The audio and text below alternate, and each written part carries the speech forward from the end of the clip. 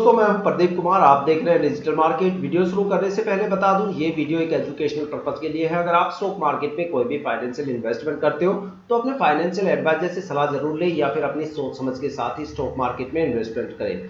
अगर आपको stock market में कोई भी फाइनेंशियल लॉस होता है तो उसके लिए ये वीडियो रिस्पॉन्सिबल नहीं रहेगी। तो चलो दोस्तों वीडियो शुरू करते हैं।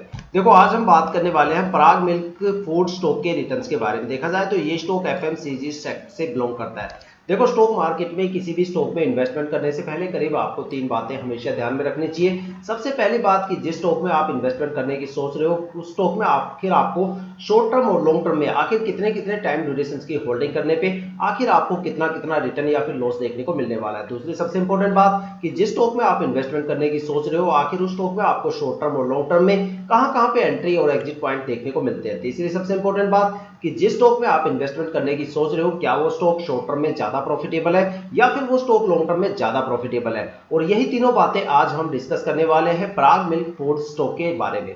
अगर आपने स्टॉक में कोई भी इन्वेस्टमेंट कर रखा है या फिर आप इस स्टॉक में कोई भी इन्वेस्टमेंट करने की सोच रहे हो तो ये वीडियो आपके लिए काफी ज्यादा इंपॉर्टेंट होने वाली है, क्योंकि इस वीडियो में मैं आपको बताऊंगा पराग मिल्क फूड स्टॉक के रिटर्न्स के बारे में कि आखिर आपको यहाँ पे शॉर्ट टर्म और लॉन्ग टर्म में कितने कितने टाइम ड्यूरेशन की होल्डिंग करने पे आखिर आपको कितना कितना रिटर्न या फिर लॉस देखने को मिलने वाला है। तो वीडियो को अंत तक जरूर देखें। तो चलो वीडियो शुरू करते हैं।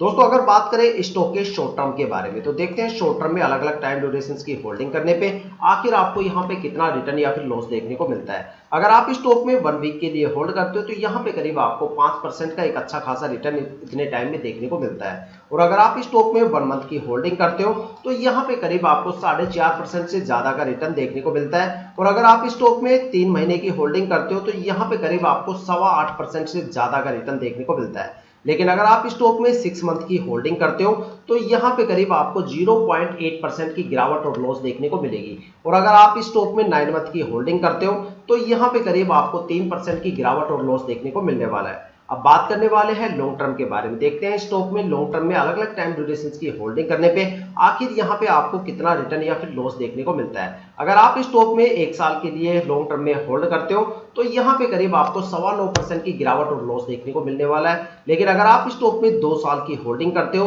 तो यहाँ पे करीब आपको 90% से ज्यादा का रिटर्न देखने को मिलता है। और अगर आप स्टॉक में 3 साल की होल्डिंग करते हो तो यहाँ पे करीब आपको 50% का रिटर्न देखने को मिलता है। और अगर आप स्टॉक में 4 साल की होल्डिंग करते हो तो यहाँ पे करीब आपको 88% से ज्यादा का रिटर्न देखने को मिलता है। और अगर आप स्टॉक में 5 साल की होल्डिंग करते हो तो यहाँ पे करीब आपको 47.5% से ज्यादा का रिटर्न देखने को मिलता है। अगर एक कंक्लूजन निकाल के देखा जाए तो ये स्टॉक लॉन्ग टर्म में काफी ज्यादा प्रॉफिटेबल है।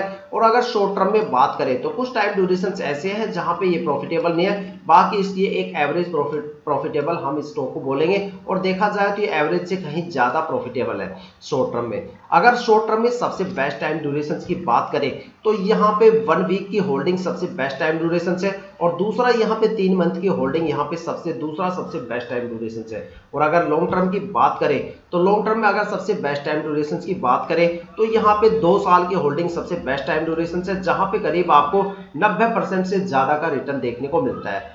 तो दोस्तों, अगर देखा जाए तो लॉन्ग टर्म में आप 1 साल को छोड़ के जितने ज्यादा लंबे टाइम पीरियड के लिए अलग अलग लेवल पे अगर आप एंट्री या एग्जिट करना चाहोगे तो आपके लिए ज्यादा बेनिफिशियल रहेगा।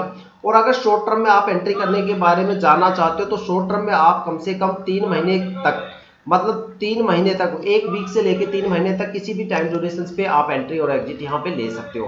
तो दोस्तों, ये थी अब तक की सबसे लेटेस्ट इंफॉर्मेशन पराग मिल्क फूड स्टॉक के रिटर्न्स को लेके। अगर आपके माइंड में कोई भी ऐसा स्टॉक है जिसमें आप इन्वेस्टमेंट करने की सोच रहे हो या फिर आपने उस स्टॉक के अंदर इन्वेस्टमेंट कर दिया है तो आप हमें कमेंट करके अपने स्टॉक का नाम बताइए।